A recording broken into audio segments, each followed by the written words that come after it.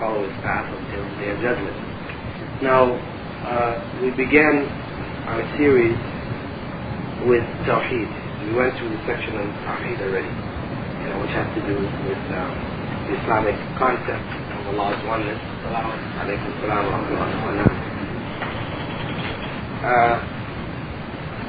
After that, we then looked at the basic sources of Islam. And in looking at the basic sources of Islam, we identified them as four. There are four basic sources. Now, we said they were the Qur'an, Sunnah, Ijma', and Qiyas. We explained the Sunnah, the Qur'an, of course, we all knew. We looked somewhat into the Qur'an and what separated from other statements of the Prophet Muhammad, etc. And we looked at the Sunnah. We looked at the Sunnah. We said the Sunnah was statements, actions, and approvals of the Prophet which were conveyed to later generations. And we looked at Ijma', and we said Ijma' was the things which, after the time of the Prophet, when certain problems arose, and there were no solutions or clear solutions in the Qur'an or the Sunnah, that the Prophet's companions would gather together and come to some kind of consensus of opinion on a particular issue, how they would handle it. But even this consensus would be based in one way or another on a concept which already existed in the Qur'an or the Sunnah. And the last category we said was Qiyas. And Qiyas, we said, was the deduction of new laws by analogy, which we would use, say, today. If a problem arises today, for example, a person is an astronaut, right? We have our salah set according to certain times of the day. We have Fajr, Dhuhr, Asr, Maghrib, and Isha, set based on the movement of the sun, etc. What if a person is an astronaut? Right? If he's up circling the earth. Or if he lives in the North Pole, where there's 6 months of day and 6 months of night. What does he do? Well, see, this is now where we use this concept of qiyas. We have to determine, because obviously in the time of the Prophet Muhammad, the area where the Qur'an was revealed was in Arabia, in this same area. And the problems that were solved at that time were the problems which were common to this area. There were certain principles given which could be applied in later times, but basically the problems which were solved were relative to the problems which existed in this area. And so we would then have to look into some of the Qur'an or into the statements of the Prophet Muhammad to see if there is a principle which could be applied, taken from this and applied to this particular problem. Now, of course, there is, and another time, inshallah, we'll go into that. But now, what I wanted to go into today is the Sunnah. We looked at the Qur'an, and we looked at some of the basic principles in terms of tafsir, looking at how the Qur'an was collected and how it was revealed, and the Meccan surahs and the Medinan surahs and the significance of them. We looked at those. And now, actually there's more things to be taken also there, but so as not to make the classes one-sided. We spend, like maybe 2 months only on tafsir. I'm going to shift now into Sunnah. We go into some Sunnah, then we go on to some fiqh. We go into Hadith, now we go to some fiqh, and then we'll come back again to tafsir. So we do sections from each. So, what we'll look at today is the Sunnah. First thing to understand, concerning the Sunnah is we said that the Sunnah was sayings, actions, and approvals of the Prophet, which were collected by his companions, observed by his companions, collected and handed down and recorded.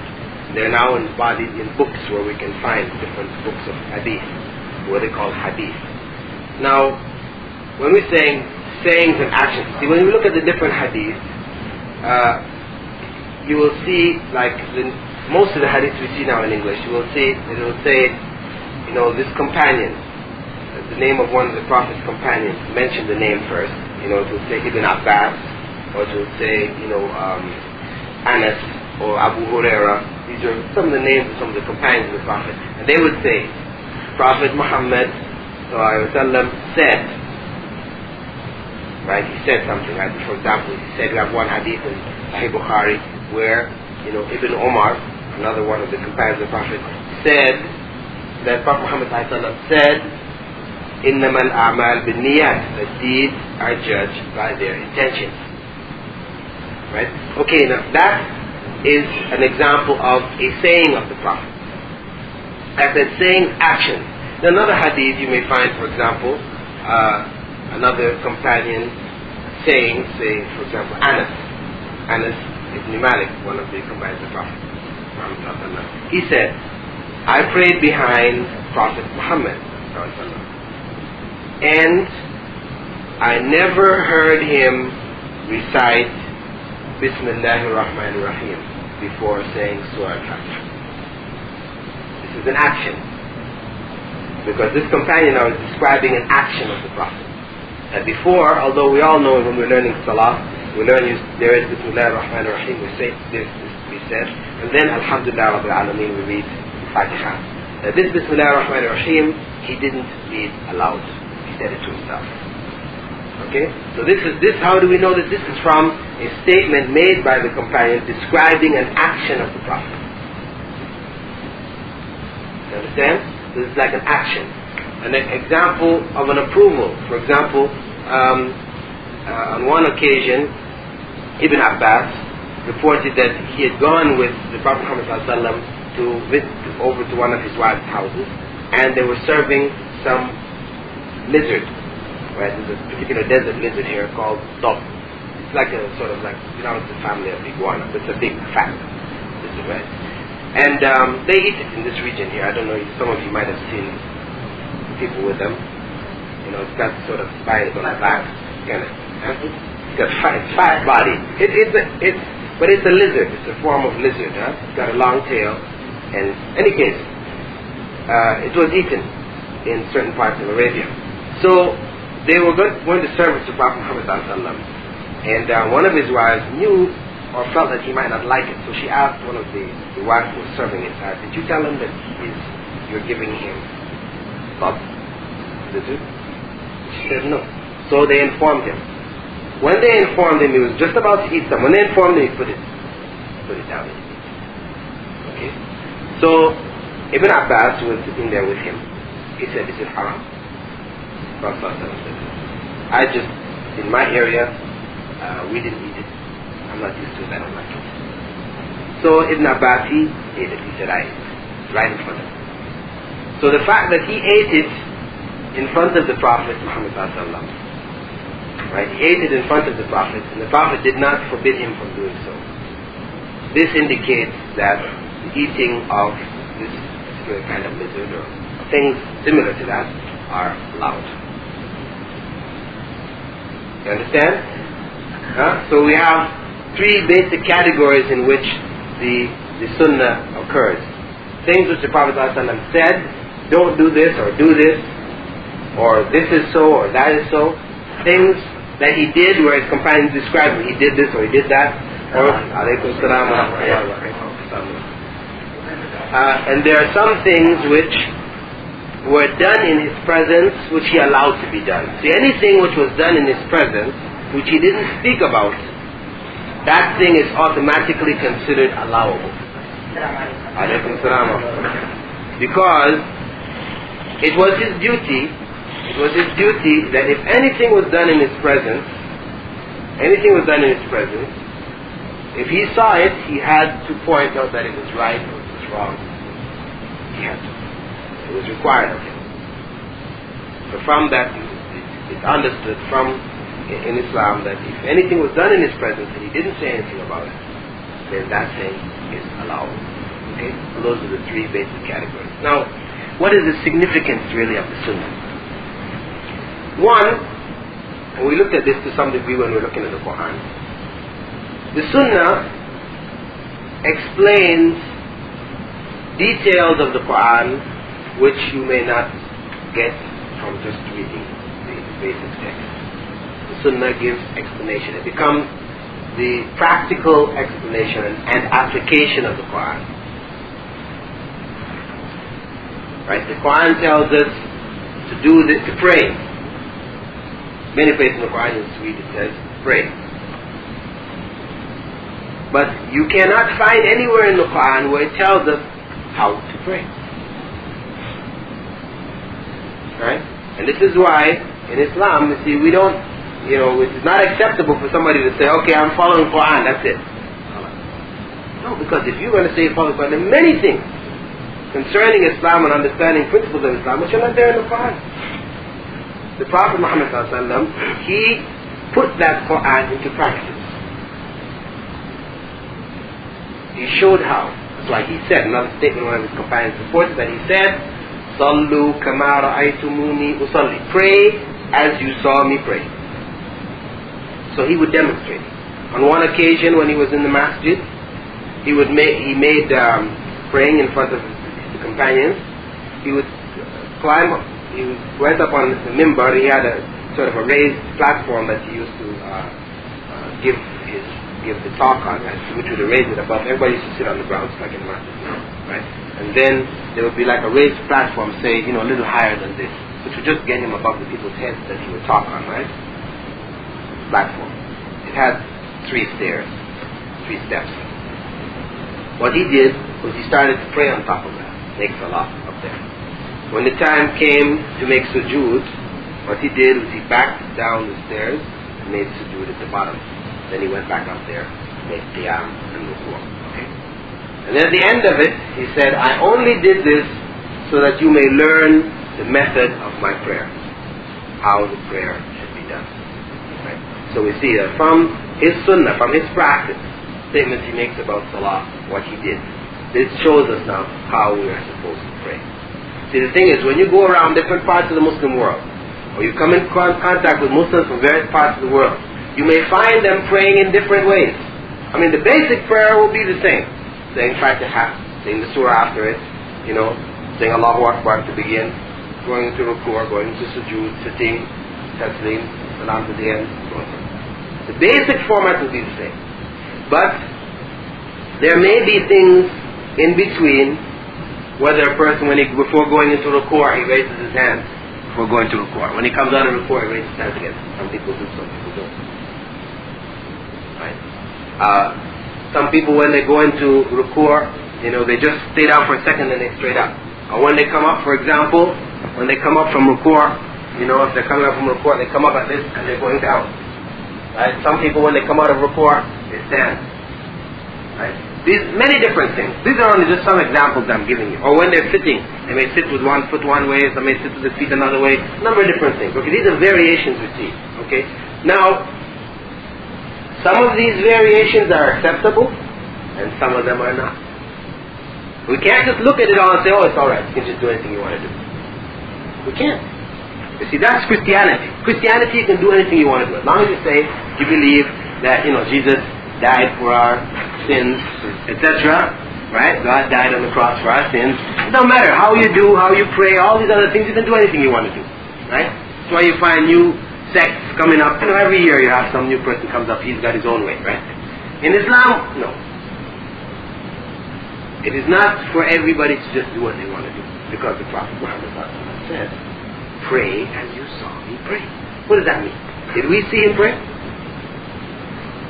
Did any of us see Prophet Muhammad pray? No, we didn't see him pray.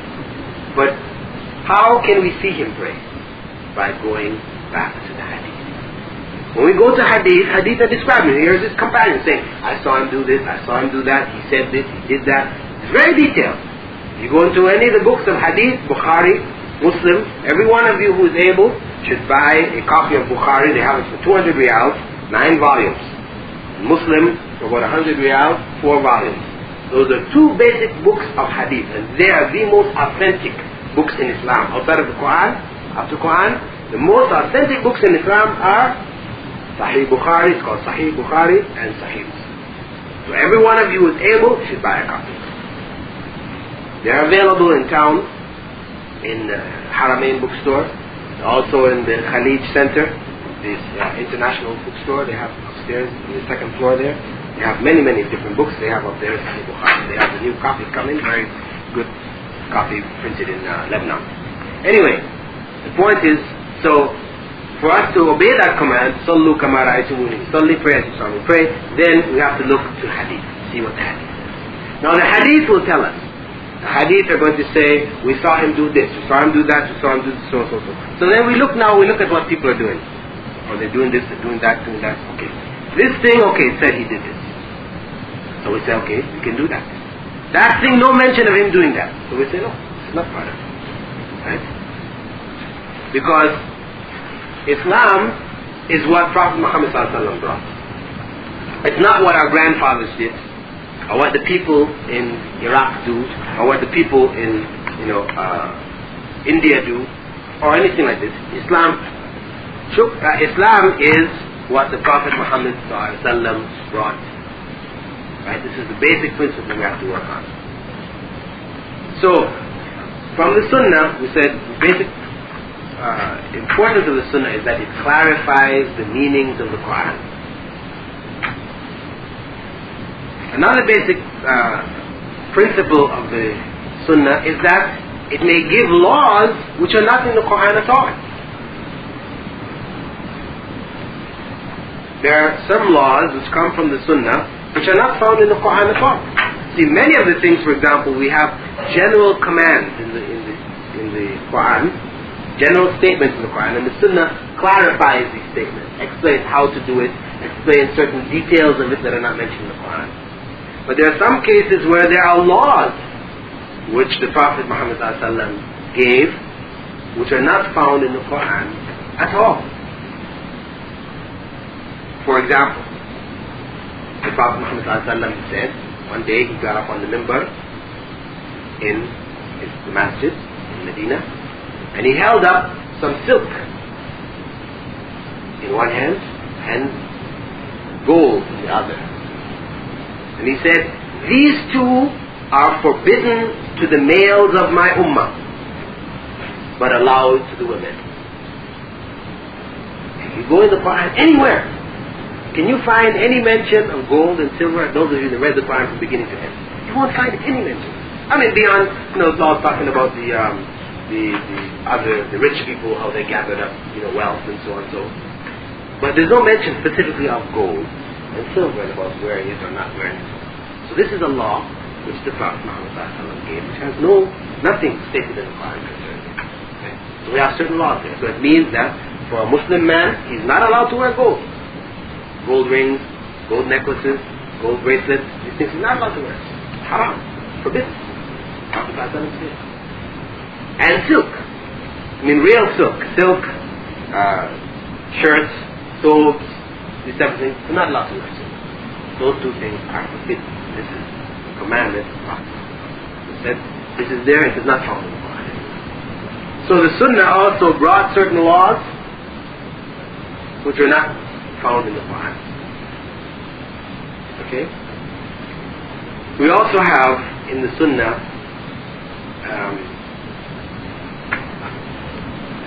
you could say like an example from the human point of view, right? Because if the Quran had been brought, it was the book, everything was in the book,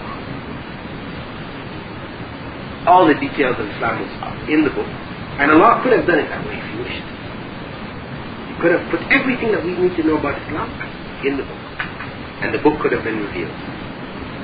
But if it were revealed in that fashion, it would be easy for somebody to say, man, this is too much. Human beings can't do this. It's beyond the ability of the human. So, the Prophet putting the book into practice is also for us, it provides us with confidence that it is possible for a human being to practice it. It shows that it is within the realm or the ability of humans to do. So it's like it's an example, a practical example. This is one of the purposes of the Sunnah. And one factor we can also understand from it is that the fact that Allah could have put everything in the Quran, but didn't, and made the Prophet Muhammad explain and show. It also shows us that for us to follow Islam properly, we have to go to Prophet Muhammad. We have to go according to what he said. It's teaching us the proper way to approach the practice of Islam.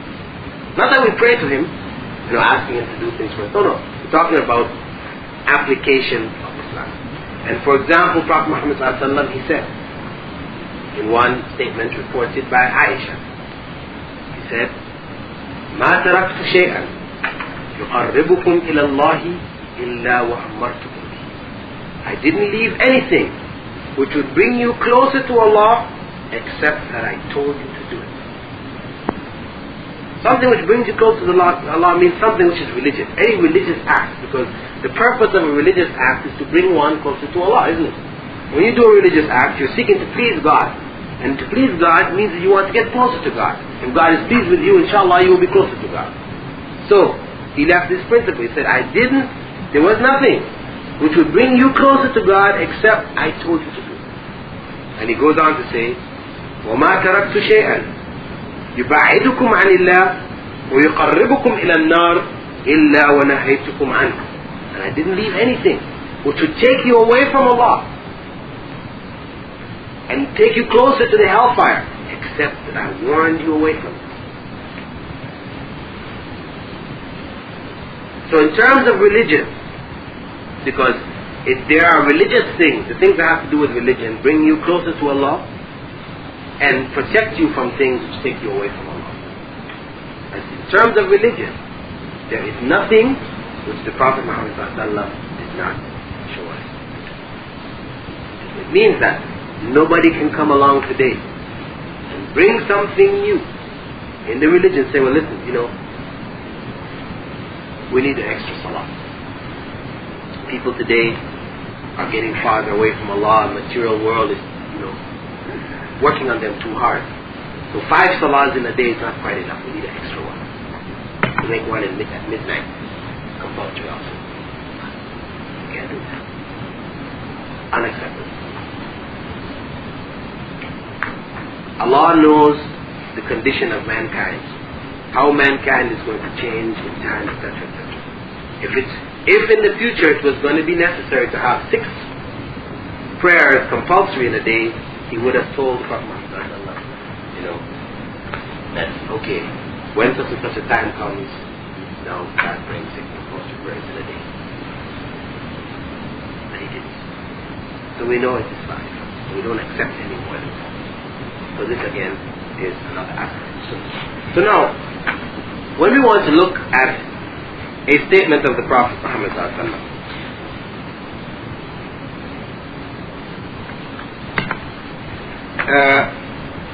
I just want to give you an example here of what a hadith looks like.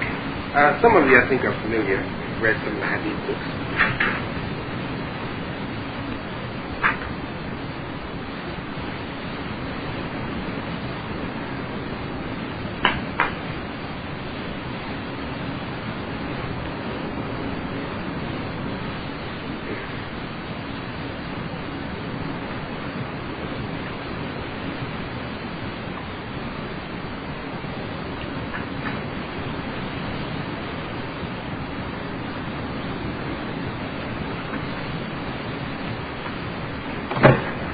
Okay, here's one hadith here.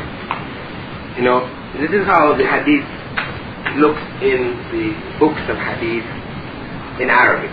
In English, as I said, what you're going to see is Anas said, the Prophet said, and the Prophet did. This is how you will see it. You'll just see the name of the companion who said it. But what happened is that when the Prophet Muhammad died, problems arose, and some solution had to be made for it, or somebody wanted to know what to do. New people came into Islam, they wanted to know what to do. They would go to the companions of the Prophet and they would ask them, what do we do here? How do we make salah? So and so. They would say, I saw Prophet Muhammad do so and so. Or I heard Prophet Muhammad say so and so. they used this and they taught in this fashion. Also, some of the companions of the Prophet who came into Islam in the latter years, right, after the Hijrah, or close to the last years of the Prophet's life, they missed things which came earlier. They would learn just from practice, but some of them also were concerned to know what did the Prophet ﷺ say on this, etc. So they may learn and sit and study under some of the older companions who had been with the Prophet from the earlier times.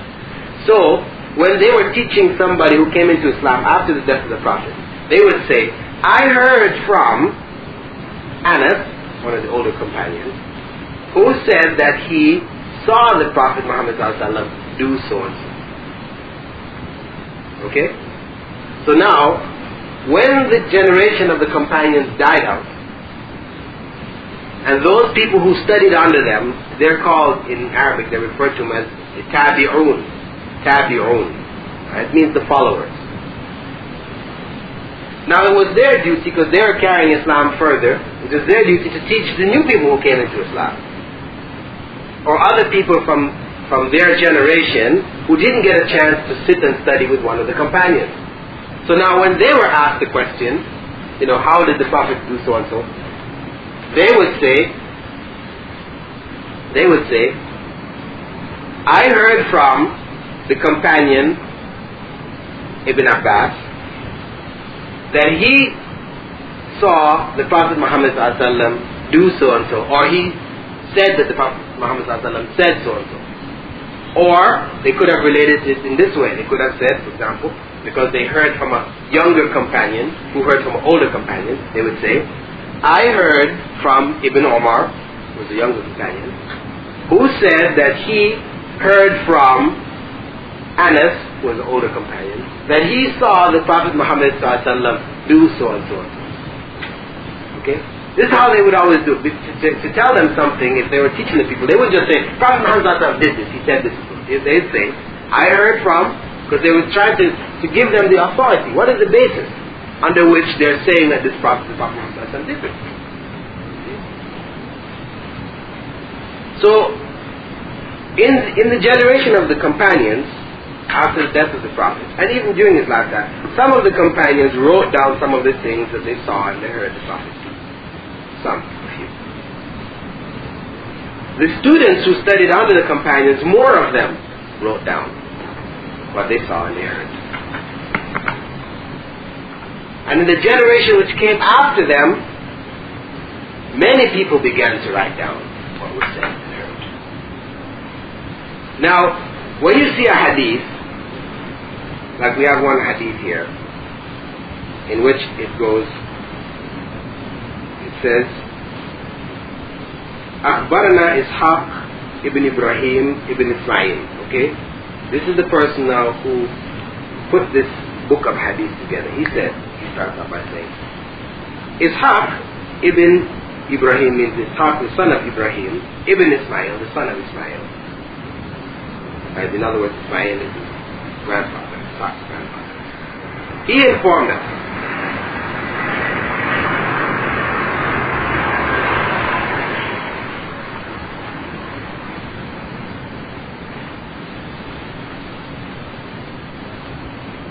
حدثنا قتيبة ibn Sa'id. He informed us that Qutayba ibn Sa'id said, قال حدثنا خلف ibn Khalifa, that he heard from Khalaf ibn Khalifa. Ibn always means son of. عن العلا ibn Musayyib, who heard from Al-Ala, that's the man's name, the son of Al-Musayyib. عن أبيه, from his father. This person, Al-Ala, heard from his father. عن أبي سعيد al-Khudri, who heard from Abu Sa'id al-Khudri, who was a companion of the Prophet Muhammad, who said, قال رسول الله صلى الله عليه وسلم, the Prophet Muhammad said, وَالَّذِي نَفْسِي بِيَدِي, by the one in whose hand my soul is. In other words, he's swearing by God. So God holds the soul of everyone in his hands. لَتَدْخُلَنَّ الْجَنَّةَ كُلُّكُمْ, all of you will definitely enter paradise. إِلَّا مَنْ أَبَى, except he who refuses. وَشَرَدْ عَلَى اللَّهِ كَشِرَادِ الْبَعِيرِ, and runs away from Allah the way that a camel runs away. قالوا, his companions asked, Ya Rasulullah, O Messenger of Allah, وَمَنْ يَأْبَى, who would refuse? أَنْ يَدْخُلَ الْجَنَّةِ, who would refuse to enter paradise? قال, Prophet Muhammad said, مَنْ أَطَاعَنِي دَخَلَ الْجَنَّةِ, whoever obeys me enters paradise. وَمَنْ عَصَانِي فَقَدْ أَبَى, whoever disobeys me has refused. Okay? So before the statement of the Prophet Muhammad ﷺ, we see so-and-so said the chain of narrators. Right? This section of a hadith, this is how the hadith comes. When you look in the hadith books that are said in Arabic, this is how they bring it. This is what we call chain of narrators, and then at the end of it, the statement of the Prophet. Or they describe the action of the Prophet. Now, so from that we can say that a hadith is divided into two parts, basically. We have what we call the chain of narrators.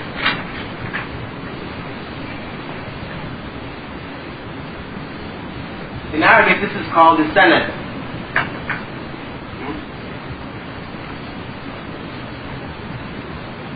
And the other part of the hadith is the text.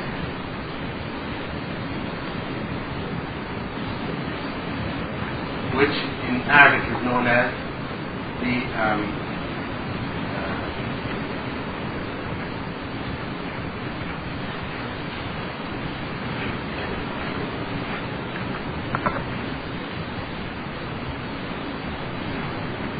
nonce. Okay. There is another word that's fixed that I know. Another term for these. Okay? So the chain of the narrators, we have in the chain, we have individuals who heard from the Prophet, or heard from another individual, who heard from another individual who heard from the Prophet, or saw the Prophet do so. Now, in looking at hadith,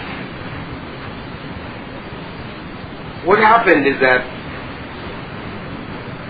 after the time of the Prophet and after the time of his companions, remember in the last session we talked about certain groups that broke away from Islam. We talked about the Khawarij, we talked about the Shia, the two main groups which broke away from the main body of Islam. To support their practices, some of them made up statements of the Prophet. They fabricated, falsified certain statements of the Prophet. They tried to support what they were doing or what they were saying. So, in that generation, one of the caliphs of one of the later generations there, a couple of generations after the Prophet, whose name was Umar ibn Abdul Aziz. He told the scholars in the various regions of Islam, the Islamic realm, he told them to collect up all the hadith. Collect them all up, start writing them down and analyzing them. So that those people who were making up statements would be known. Those who falsified statements, of course, their hadith would not be considered, or their statements which they attribute to the Prophet, would not be considered to be authentic or true. And as I said, what happens is those people who collected up the hadith at this time, what they did was, they collected up the hadith along with certain statements about everybody who was narrating. They started to make certain biographical statements. So and so is from so and such a place.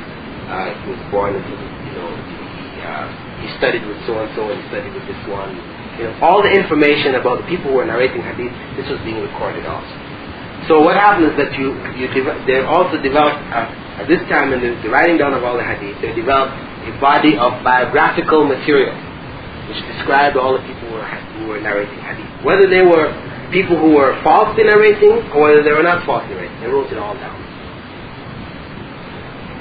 later on, what happened, in generation after that, you had certain, because the Muslim Ummah had started to split up.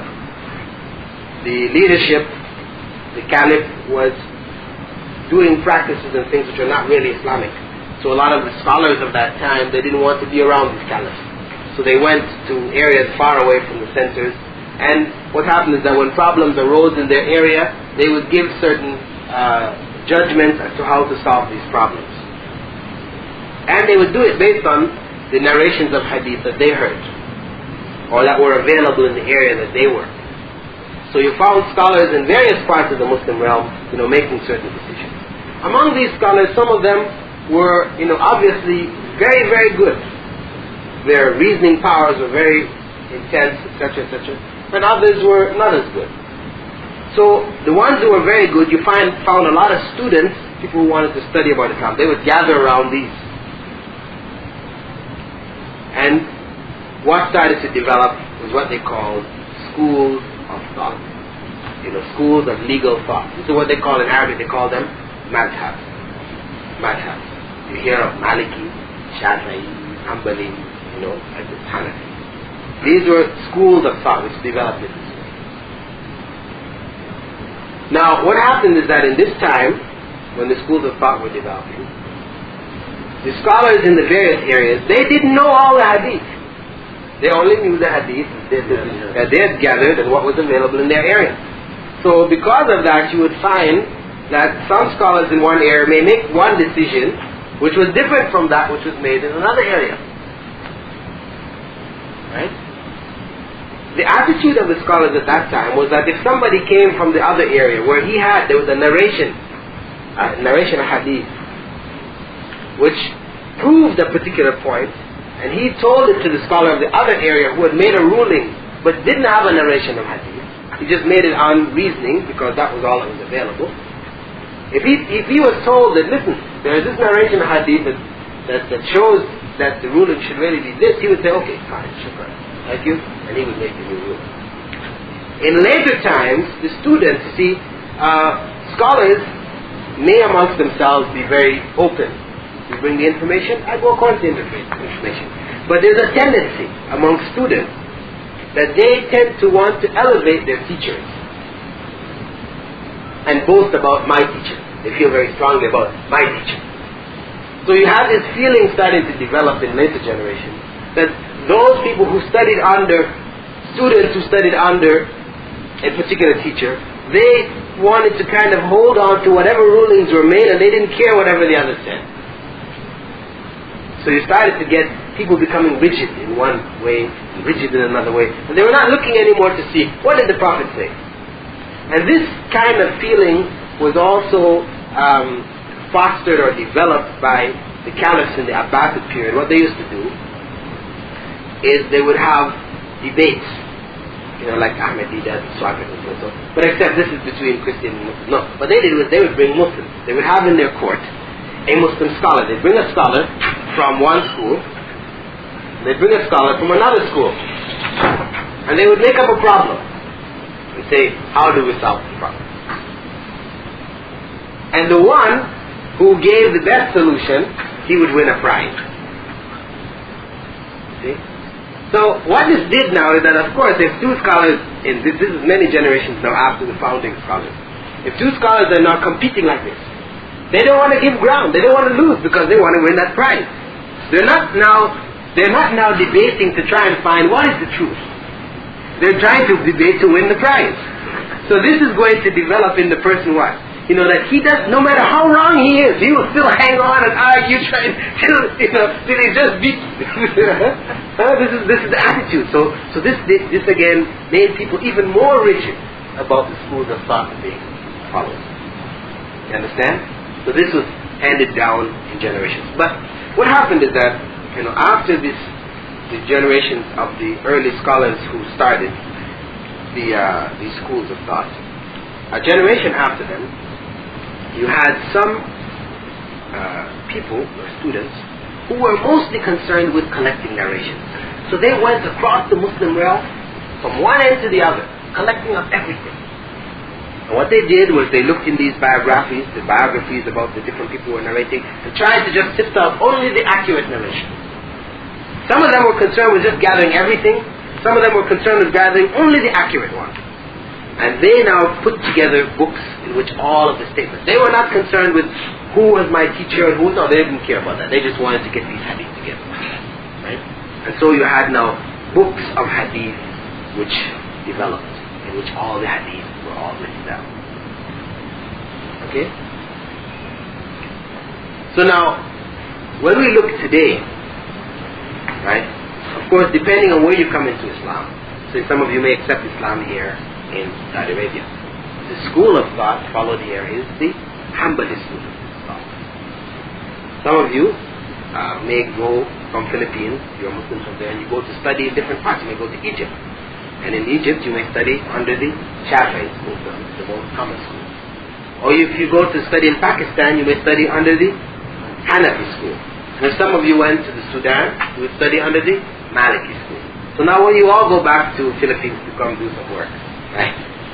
And a problem comes up, and one says it's this. The other says, no, it's this. One says, no, according to my school it's this. The other says, no, it's my... Confusion. Some people say, well, they're all right. But they can't be. They can't all be right. You know, if one says, this is haram, the other one says, no, it's haram. How can they both be right? Can't be. Because the truth is only one. The truth is one. We have to now go back to see what Allah and His Prophet said. And Allah says, this is a verse in the Qur'an, in which it says that if you have any differences amongst yourselves, take it back to Allah and His Prophet. In other words, go back to the Qur'an and to the Sunnah to resolve. That's it. That's how we resolve the problem. There's no harm in studying from the different schools, but we should study with an open mind. And we should understand that ultimately, it is what the Prophet Muhammad said, and what the Qur'an said, and what his companions did. This is what determines what is Islam, and what is not Islam. What is correct, and what is incorrect. Okay? So, when we looked at hadith now, see the scholars, remember we said they gathered all the hadith up and into the different books, and they gathered up the biographies. A science of analyzing hadith developed. How to critically analyze the hadith developed. How do we determine which hadith is authentic and which hadith is not authentic? The authentic hadith they called sahih. You'll hear it, sahih, or better written this way. Sahih. Sahih. This way. And the weak hadith was called da'if.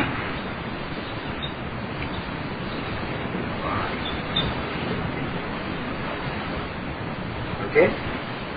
Now, we'll hear these statements from time to time. People say, oh no, this is a da'if hadith. This is a weak hadith. No, it's a hadith. How do they determine what hadith are sahih and what hadith are da'if? Well, for the most part, it's going to be concerning sanad. Sanad is what is going to determine what is sahih and what is da'if, for the most part.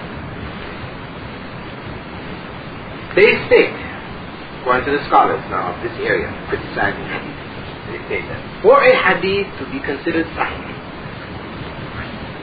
it has to fulfill 3 basic conditions. You know, of course, I mean, as we're looking at this here, right? I mean, some of you are studying in university, and this you'll end up studying and so on, so it's directly related to you. Some of you are not studying in university, right? And this may not have major significance to you. That's why I'm only going to touch it in a general sense, to just give you a general idea. To understand what, you know, Islam and the knowledge of Islam, it's not just a haphazard thing. You know, anybody can say what he wants to say and anybody can do what he wants to do. No, it's very technical. There's a whole system behind it. The reason why we say this is not so, it has scientific knowledge behind it, scientifically analyzed. Concerns the people in the chain. the people in the chain have to have all met each other. In Arabic they call it ittisal al-sanad. They have to have all met each other. So we can call it in English continuity. Continuity means that something is continuous, following one, following the other. Continuity of the chain of narrator.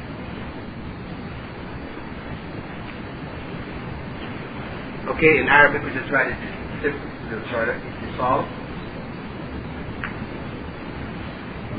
al-sanad. What this means is that when we look at the biographies of the people, we see somebody saying, say his name is Muhammad. Muhammad says in his chain of narration, he said, I heard from Ishaq, that's so and so and so. When we look in the list of biographies, we see that Muhammad, he was born in, say, 700, or of course, 800 AD. Huh?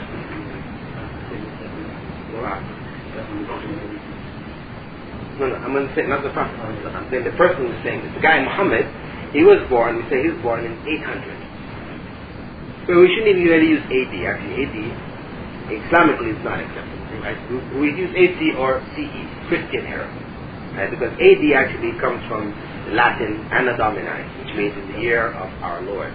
So it doesn't mean after death. Some people think AD means after death. It doesn't mean that. AD is Anno Domini, means in the year of our Lord. Lord, they're referring to Jesus. We don't consider Jesus our Lord, so really it's not acceptable to use AD. It's better to use, say, CE or AC, after Christ, or CE we use means Christian era. It's also on the dictionary.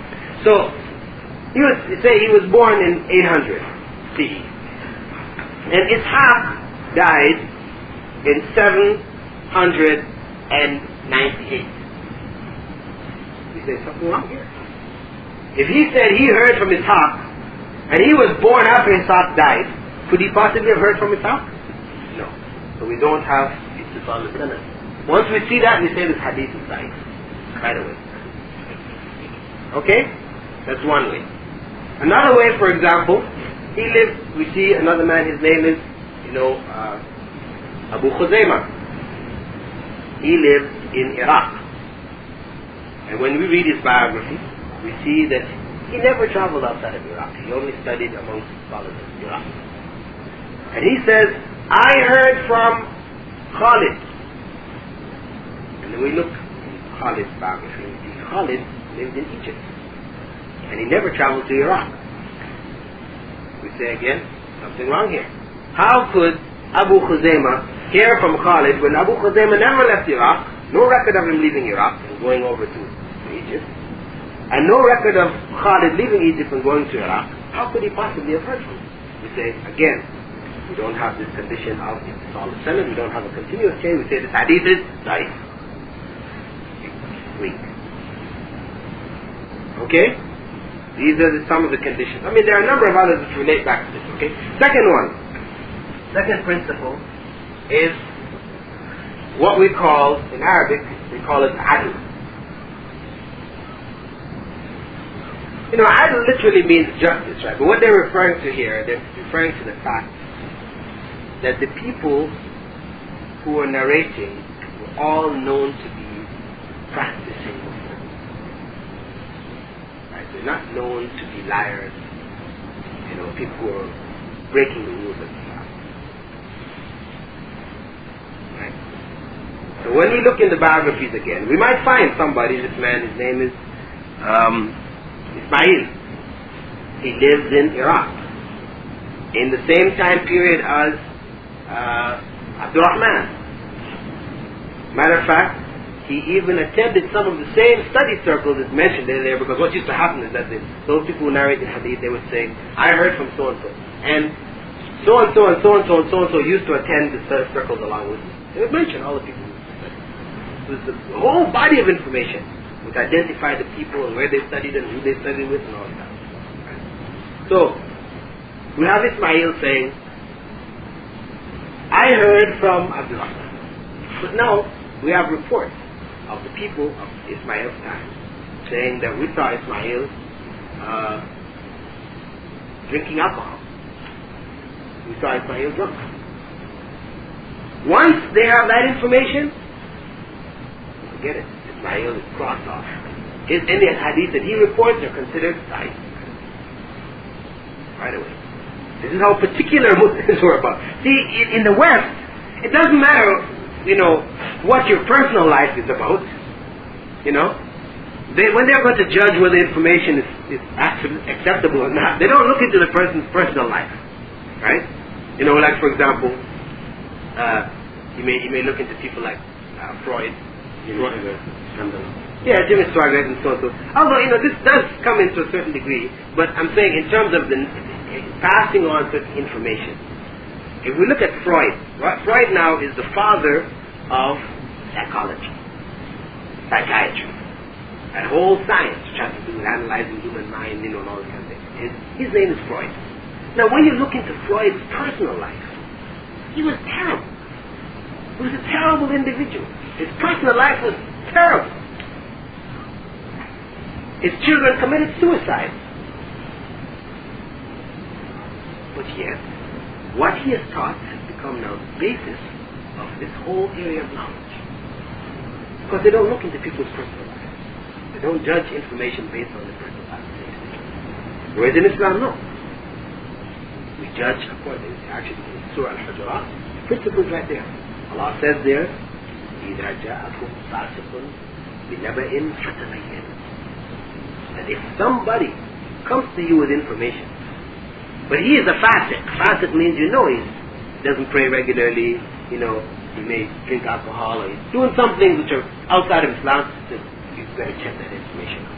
Check it out thoroughly. Don't accept this information. And it's the basic principle in Islam. So, if we find somebody of that, of bad character, a known liar, for example, how will they know if this guy's a known liar? Because see, a liar, he always trips himself up. You see people when you watch programs where they have the guy in court trying to give him evidence. And he says, yes, so and so, and the lawyer asks him this and that and this, and the guy's trying to keep track of all these different things. Eventually he says, but you said this before. Right? Because he's not telling the truth. You see, if you're telling the truth, no matter how many different ways in which you ask this question, I'm going to give you the same answer. Because it's the truth. But now if you're a liar, if you made up a story, right? You can ask different angles. This is what the lawyers train themselves at. They ask different angles and let you say this and that, and they make you feel confident. Yes, you're right. And then they bring this question. You said this, and see, you said this contradicts what you said here. Well, because you're a liar. This will come out, right? Similarly, you had people. They would narrate. They would say, "I heard from so and so, heard from so and so, heard that the Prophet said so and so." Right? He's a liar now. He tells this to one person. Another person comes again, he tells him, I heard so and so. He changes some people in the chain now. And he changes some of what the Prophet said. Because he can't remember exactly, there's going to be variation. So now when these scholars, when they're gathering the narrations from this guy, and they find, he told so and so this way, he told so and so that way, he told so and so that way, and that one that way, they say, this guy's a liar. He's a liar, obviously, he's a liar. Especially if, for example, other people who were in the same circles with him said something different altogether. They said, definitely he's a liar. Okay? So the hadith is cancelled out on the basis of okay? This is one of the conditions. The third condition is known as dab. No, it's not. No, that's known as dab. Dab, that's the letter. This is dab. Dab. Dab means like accuracy, right? Accuracy. And as we said, it could mean it meant the honesty.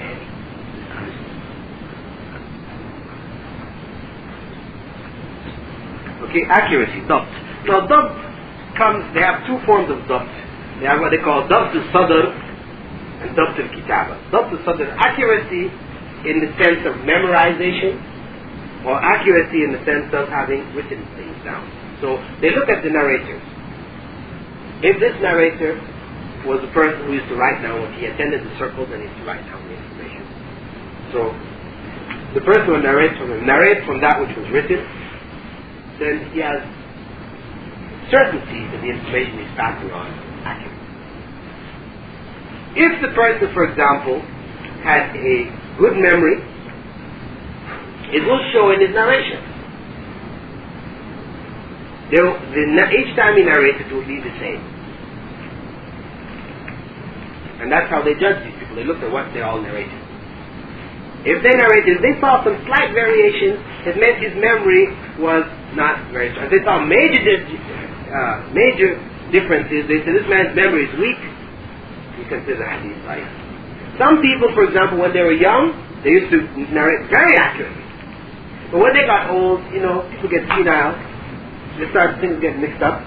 So it's not that this guy's a liar now. He's different from the other one.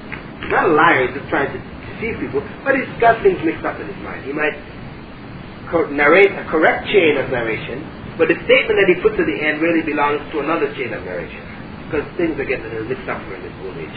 So they will say, okay, they will write down, they make a note that this man, if he narrates in his early part of his life, we accept his hadith as sahih. Those which he narrates in the latter part of his life, we consider sahih, because this is when his memory has gone. Okay? So these are the basic conditions. Of course, if these conditions exist, then the hadith is considered sahih. If the conditions don't exist, then the hadith is considered sahih. So those are the main two categories. For example, you'll find, for example, one hadith which is narrated by or attributed to Ali ibn Abi Talib, one of the companions of the Prophet. He's the son-in-law of the Prophet, as well as his cousin. Narrated that he said that the place for putting one's hands in salah is right over the neck, below the navel. We have another hadith reported by Tawus that when the Prophet prayed, he's describing the Prophet's prayer, when the Prophet prayed, he prayed with his right hand over his left hand on his chest. So we have two statements. Now we have to determine, are these two statements, because we have these two statements, okay? We also have, say for example, in sitting, we have one companion reporting that he saw the Prophet sit in his salah with his feet together and his behind on the bottoms and the heels of his feet. That means he sat like this.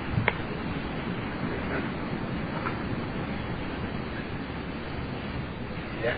Sitting on the heels and the bottom of his feet. Then there is another narration where they say he sat with his left foot bent on the heel and the bottom of it, and his right foot propped up. Then there's another narration that he sat on his left side with his right foot propped up and his left foot under the chin of his right foot. Okay? So we have all these narrations. We go and we look to see now what is acceptable and what is not acceptable. What is accurate, what is inaccurate. When we look for the hadith concerning praying with the hands, we find that, of course, Ali ibn Abi Talib, he is automatically considered honest. We don't have any doubt about his self. Or what we have to look now at is the continuity of the chain. Those who came after, were they all meeting each other?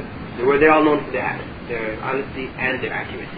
When we look into that chain, we find that there were certain individuals in the chain who were known liars. So that hadith is considered sahih. When we look into the other chain concerning that of Tawus, we find that the chain, the people all met each other, honest, accuracy is there, so we find that that hadith is sahih.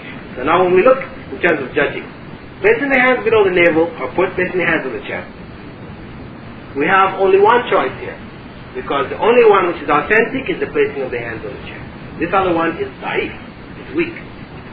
You cannot build a law of Islam on that practice, because the hadith on which it's built is weak, unauthentic. So the only correct position is hand on the chest. Whether it is here or where on the chest? It just said he placed his hand on the chest. So once the chest now starts from, where the ribs are, so anywhere from here on up, that is the correct position. When we look into the hadith concerning the sitting, we find that all of them have continuity of the chain. All of them, the people are honored. All of them, they were good memorizers. So what do we have here? We have 3 practices of the Prophet. In other words, sometimes he sat like that. Sometimes he sat the other way, and sometimes he sat the third way. So it means we have an option here now. If it's easier for you to sit like that, okay. If it's easier for you to sit the other way, okay. Sit the other way, okay. Understand? So it is the hadith and the accuracy and the witness of the hadith which tell us which things in Islam are options. Options means you can do this or do that or do the other. And which things there's only one way. You understand? This is how we determine now what is Islam. By going back to hadith. That's why I said all of you should buy Sahih Bukhari, because I won't say contains all of the accurate hadith, but probably about 75% of the accurate hadith are there. So whatever you find in that, you can work with them. It's very, very accurate basis. And when you go back to your communities, whatever, you should call people to this same principle. Now let us, go according to what we know to be authentic. Those things we have doubt about, we don't know where it came from, so-and-so said, it was his opinion. We say, let's leave those and come to what Prophet Muhammad said. So this is the basis for the hadith, system of hadith. Okay, inshallah, I'll stop here now. And just leave the thing open now for any of you if you have any questions, based on what we've covered first, and then general questions. If you have any general questions, stuff you've read during the week, or things that your brothers have read earlier, things you read in some books that are not clear to you, whatever, you can now ask any of them.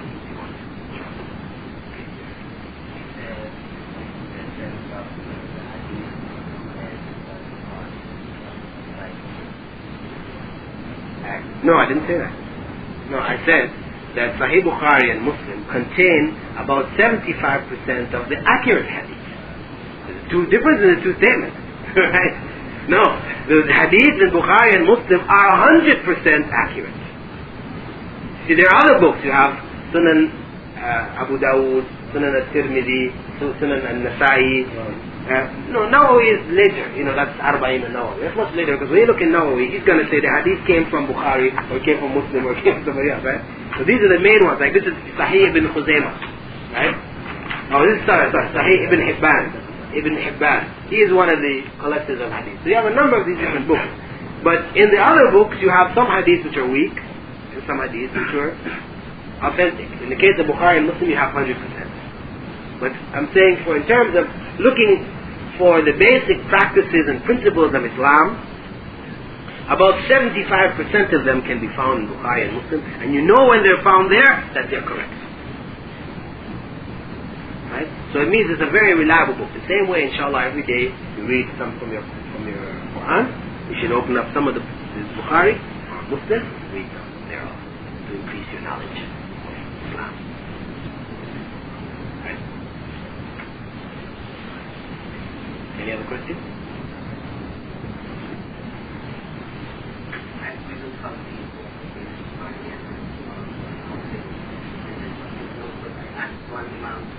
Praying and doing for prostrating.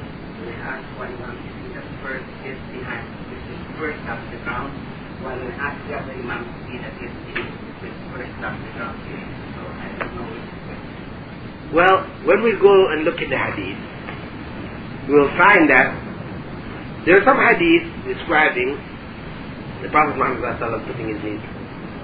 Okay? But these hadiths, according to scholars of hadith, are like all together. Whereas, in terms of putting the hand first, you have hadith, which is reported by Abu Hurairah, in which he said that the Prophet Muhammad said, whenever any of you make sujood, You should not do it the way that the camel does. Put your hands before your knees. Put your hands before your knees.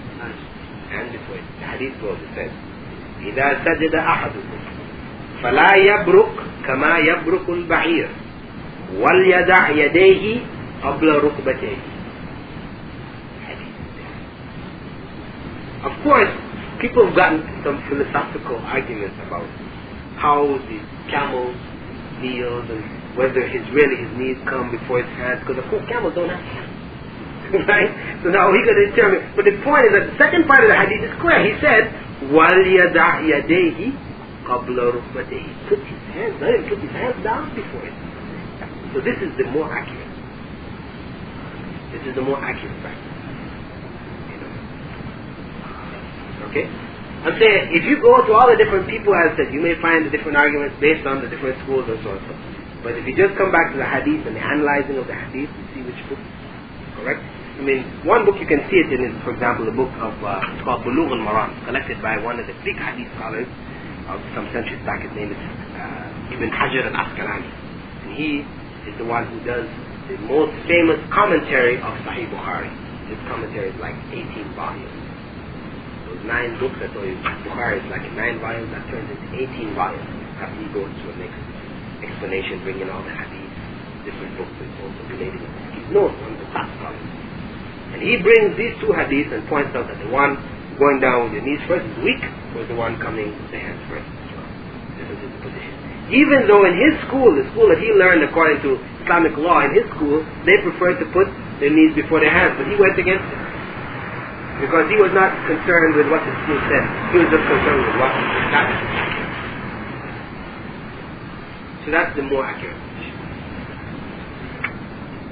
Do you find the problem? No. Because the hadith actually comes in Sahih Bukhari. Sunnah Abi Dawud. This is where it is right now. That's what I said. It's 75%. It's not everything. Because in the hadiths which are described in Bukhari and Muslim, they don't mention. See, because what happens is the companion, when he's explaining, he may be trying to explain something about raising of the hands. So naturally, if he's talking about raising of the hands, he doesn't talk about where the knees and which one and so on. So those hadiths which are found there, they're describing certain aspects of the salah. They didn't describe every single last aspect. Like the one of placing the hands on the chest, this also is not in Sahih Bukhari. This is in another book of hadith. Abu Dawud. This one is translated into English. The only other one besides Bukhari and Muslim is Abu Dawud. Huh? Yeah, this is Sunnah Abu Dawud. Tirmidhi, An-Nasa'i, and Ibn Majah. Those are the most famous ones. They make up 6 books. But there are others which are, actually just as important, like Sahih Ibn Hibban.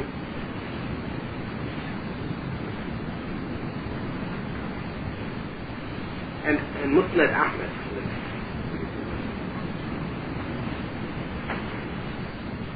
Okay, any other questions? Any brothers from new to the session? Is there anything which you'd like some clarification on?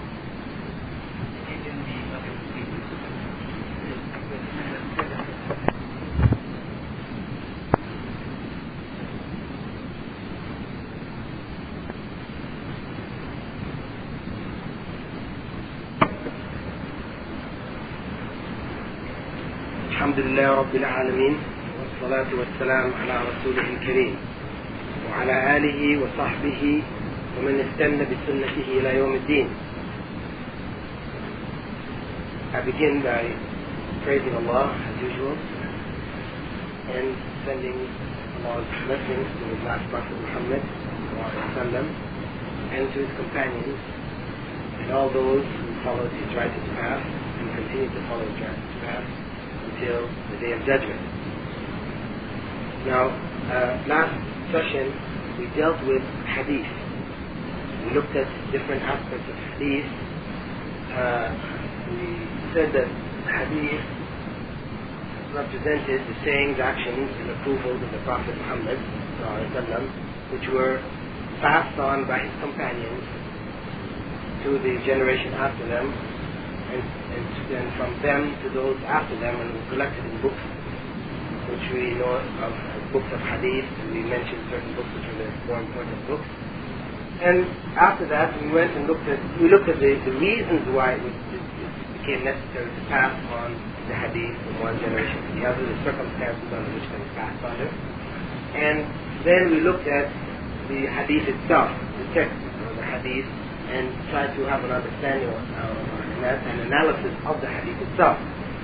And we said that the hadith, was broken into two parts, and one part we referred to as the sanad of the hadith, which is the chain of narrators. The other part, the text of the hadith.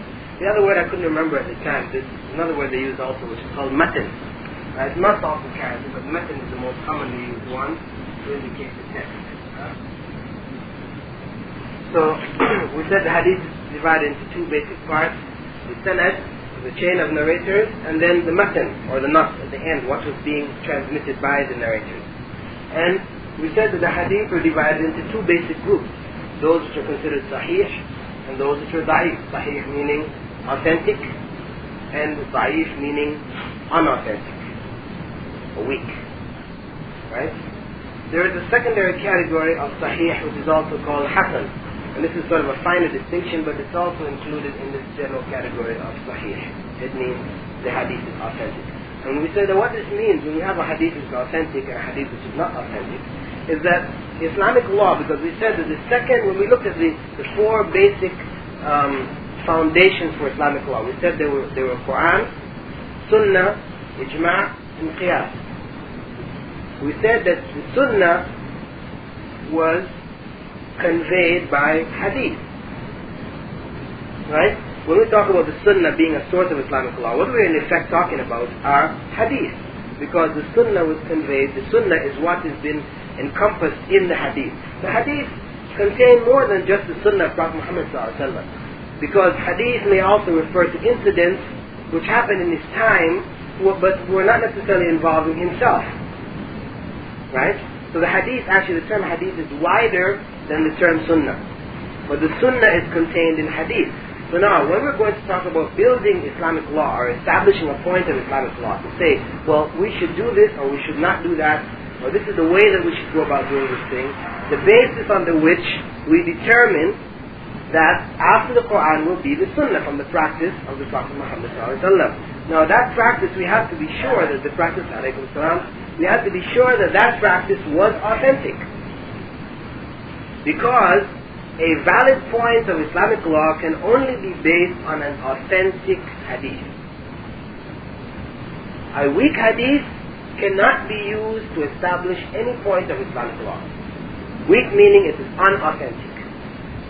This is the division that we had. What we had to know, because we may have some practices which develop in different places which are based on weak or unauthentic hadith.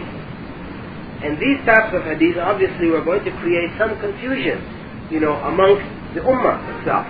Because if a person hangs on to a practice which is unauthentic, more than likely it will contradict something which is authentic. And so you may have people wanting to do contradicting things. And the only way that we can resolve it, as Allah said, alaykum salam wa rahmatullah, as Allah said in the Qur'an, that, if you had, alaykum salam wa rahmatullah, if you had any dispute amongst yourselves, فَرُدُّوهُ إِلَى اللَّهِ وَرَسُولِهِ, you should take it back, alaykum salam wa rahmatullah, you should take it back to Allah and His Apostle. What does that mean? Right? Taking it means we take it back to the Qur'an. If we have a dispute amongst ourselves, a difference of opinion, we take it back to the Qur'an, meaning we go to look in the Qur'an to see, is there a solution for this problem here? Or we take it back to the Prophet, which is taking it back to the Sunnah. And the only way that the Sunnah can now become a decisive principle to end arguments and establish the correct way is if we agree and we depend on the authentic Sunnah, which is based on, obviously, authentic hadith. Then we looked at the conditions, the basic conditions which determine or make a hadith authentic. And obviously the lack of these conditions would be that which makes a hadith unauthentic. First one we said was continuity of the chain of narrators. In Arabic we refer to it if we call it sanad. The second one we looked at was called adl, and that is honesty, trustworthiness of the people involved. And the third was dabt, accuracy, and we said the dabt came in two forms. Dabt sadr, that is memorizing, that the person was very good at memorizing, and dabt is kitaba, or that the person used to write down whatever he heard. That's the basic. This is just a quick summary of what we took before. We did that in detail, and now we go on from there. We said that the Sunnah was contained within the Hadith. Now, before we can use the Sunnah as a point of law, there's another thing we have to look at. The Prophet Muhammad ﷺ was both a man, a human being, in the time of the 7th, 8th century, as well as being a prophet. There may be a tendency, you may find in some writings and in some communities, cultures, to elevate the prophet to a point of almost divinity, because Jesus is considered God. In the other communities around us, or around Muslims or wherever Islam was, we find other individuals who have been elevated to the point where they are either gods or demigods, half-gods. So Muslims, some Muslims in ignorance, try to make the Prophet Muhammad become equal to the gods of these other cultures. They elevated him to a point that is of almost divinity. There's a book, a very popular book, for example, which is printed in Pakistan, and I came across it when I was in Canada. It's called The Shadowless Prophet. Matter of fact, I have a copy of it. I brought it. And I brought it for reference. When I'm writing, when I'm trying to clarify this point, it's a very good book. It's called The Shadowless Prophet. In this book, this person wrote a whole book explaining how the Prophet had no shadow. Think about that. They had elevated him now to the point he was no longer a human walking on the earth. We all, when we walk and the sun is there, we have a shadow. But now here was someone walking, he had no shadow.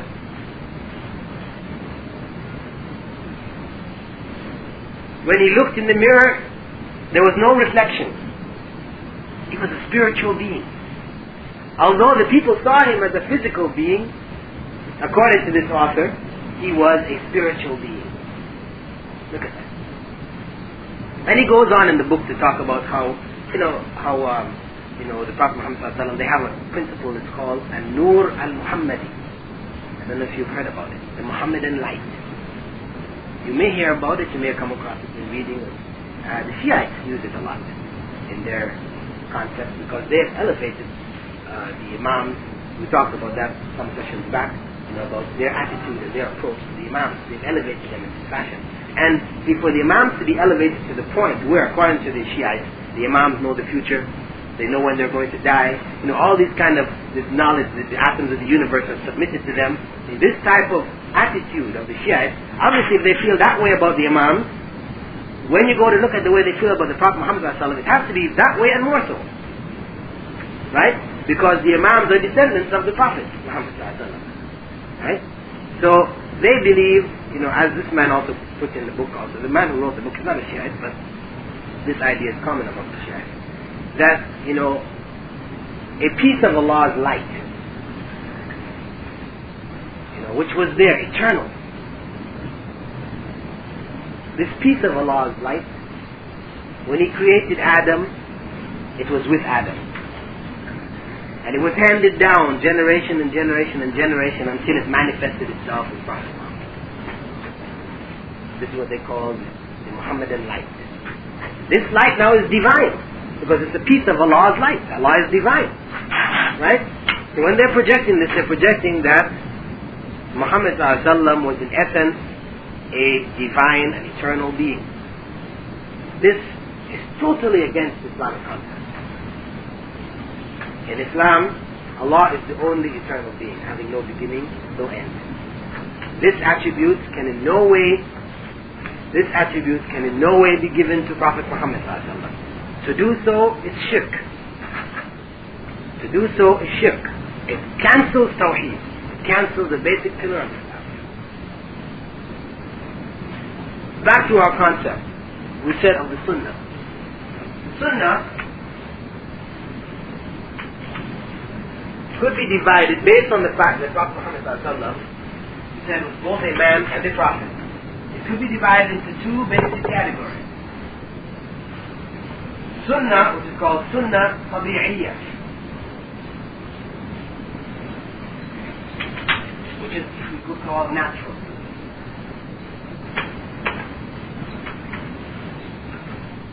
And the other category is called Sunnah Tashri'iyyah,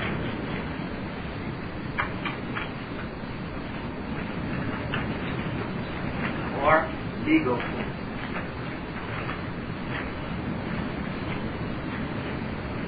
What do we mean by that? We mean that when we look in our body of hadith, we're looking at the Sunnah, because we said Sunnah was the saying, actions, approval of the Prophet. When we look at the Sunnah now, we go into a hadith and we gather our hadith concerning the Prophet. We see some body of the hadith involve certain actions of the Prophet Muhammad which were obviously not intended to be guidance for the Ummah until Yawm al-Qiyamah.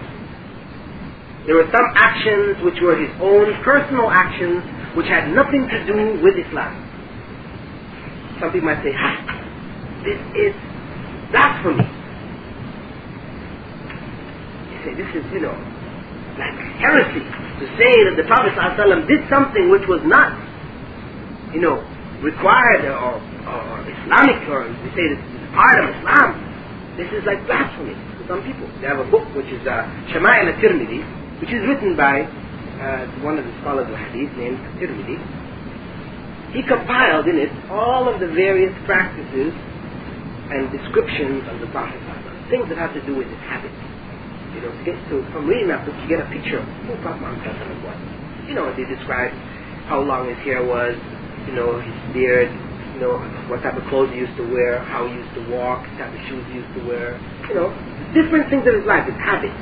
What were all his personal habits, right? It's called Shama'il al-Tirmidhi.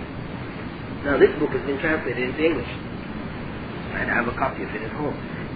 But the translator who translated it, I think it was originally translated into Urdu in Pakistan, and then from Urdu into English. But now the person who translated it from Arabic into Urdu, he had this idea that whatever the Prophet ﷺ did was divinely inspired and with guidance and has benefits for everybody until Yawm al-Qiyamah. So each and every little action that the Prophet ﷺ did, he tried to, give some kind of explanation as to how this is beneficial and so on and so on. But this gives a very distorted picture. As I said, in spite of the fact that to some people it might sound, heretical or, un-Islamic. No. When we look honestly into the Sunnah, we will have to come to this conclusion. Because from the Prophet Muhammad's own practice, he explained to his companions that there were two aspects to his Sunnah. There's a very famous hadith in which the Prophet Muhammad ﷺ, when he came to Medina, he found, this hadith is authentic hadith, he found the companions there artificially pollinating the date palm. In Mecca, they didn't used to raise date palms, right? But in Medina they did. And they used to artificially pollinate. Now, when we look at the principles of Islam, Islamic attitude towards life in general and human habits, we see that Islam dislikes the artificial. There's a general dislike for things which are artificial, destroying or the changing of the natural process of things.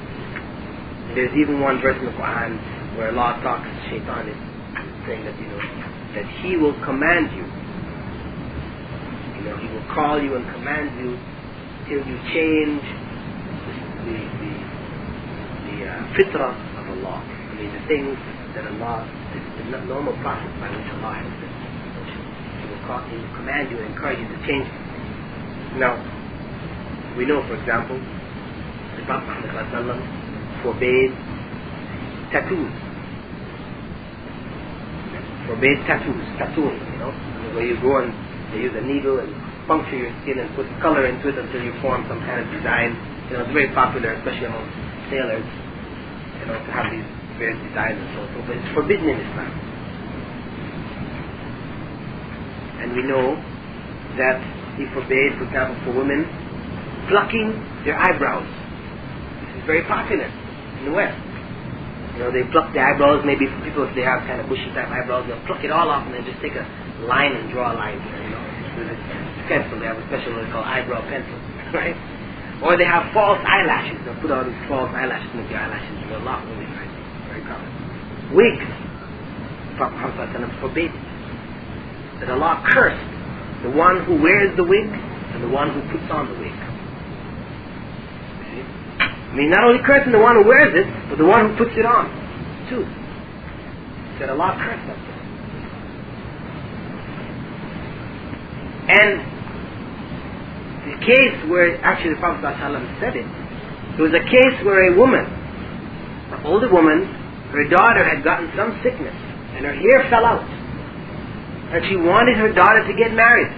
So she came and asked him if he could make a kind of a hairpiece for her. Because who's going to marry her if her hair is all fallen out? The Prophet ﷺ said that Allah curses the ones who wear the wigs and the ones who put it on. Because it's deception. It gives a false impression. Islam doesn't like that. Okay? It's artificial. Okay, so we understand this. This is Prophet Muhammad ﷺ, he told them that because this was told to him by Allah. He commanded them. Okay? So, this is said as a general principle. But there are exceptions. Because at the same time that this exists as a general principle, the Prophet Muhammad ﷺ said that we should clip our fingernails and our toenails, clip the hair from our armpits and from around our private parts, and that should be done, you should not let the hair grow for any longer than 40 days. That's the maximum. You should try to do it regularly. In fact, every Jummah, you should clean yourself up. The one who argues, natural. It's natural to have hair under your arm, from your private parts, grow your fingernails, right? This is natural.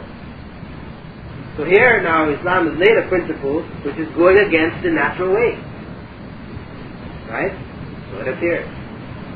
But you see, when you analyze it, any doctor will tell you, when they're preparing a woman to give birth, what do? They shave all the hair around the private parts. Why? Huh? Because these are areas, Islam forbids you to shave pieces of hair out of your head. It's one of the things that are forbidden. You're allowed to shave it all off when you make Umrah. Right? Or Hajj. Or if you decide, you just want to get your hair off, you can shave it all off. But it doesn't allow you to shave pieces, like some people have what they call a Mohican haircut, where they have just the hair down the middle, right? They shave off everything on the side. There are Indians in North America, a certain group of Indians called the Mohicans. Also, Mr. T, right? He's got pieces shaved off. This is forbidden in Islam. Okay? Now,